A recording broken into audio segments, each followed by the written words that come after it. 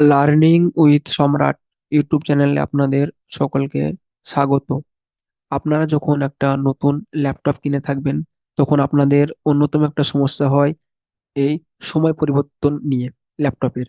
তো আপনি একদম টাইটেল বারের ডান দিকে লক্ষ্য করবেন যে এখানে টাইম দেখাচ্ছে 19টা 29, অর্থাৎ 7টা বেজে 29 মিনিট। কিন্তু অনেকে এই সময়টা বুঝতে পারে না, তারা পরিবর্তন করতে চায়, কিন্তু যারা নতুন ল্যাপটপ ব্যবহার করে হয়ে থাকে তারা এটা পরিবর্তন করতে পারে না।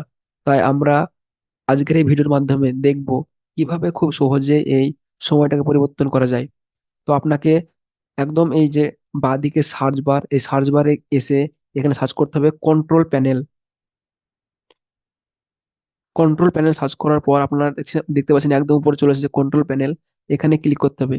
এখানে ক্লিক করার পর আপনি দেখতে পাচ্ছেন এই যে ক্লক অ্যান্ড রিজিয়ন, এই যে লেখাটা আসছে, এখানে ক্লিক করতে হবে। এখানে আসার পর নতুন একটা ইন্টারফেস খুলে যাবে।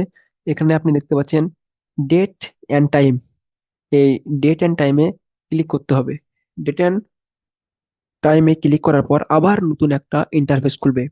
এই ইন্টারফেসে এসে আপনি দেখতে পাচ্ছেন এই যে চেঞ্জ ডেট অ্যান্ড টাইম, এই চেঞ্জ ডেট অ্যান্ড টাইমে আপনাকে ক্লিক করতে হবে। এখানে আসার পর আবার নতুন একটা ইন্টারফেস খুলবে এবং নিচের দিকে বাঁদিকে আপনি লক্ষ্য করবেন এখানে চেঞ্জ ক্যালেন্ডার সেটিং। এই চেঞ্জ ক্যালেন্ডার সেটিং এ আপনাকে ক্লিক করতে হবে। এখানে ক্লিক করার পর আবারও নতুন একটা ইন্টারফেস খুলবে।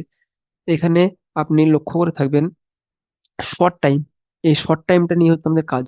এই শর্ট টাইমে এখানে ক্লিক করার পর আপনি দেখতেছেন নিচের দিকে HMMTT। এখানে ক্লিক করার পর আপনি এখানে অ্যাপ্লাই করবেন, দেন ওকে।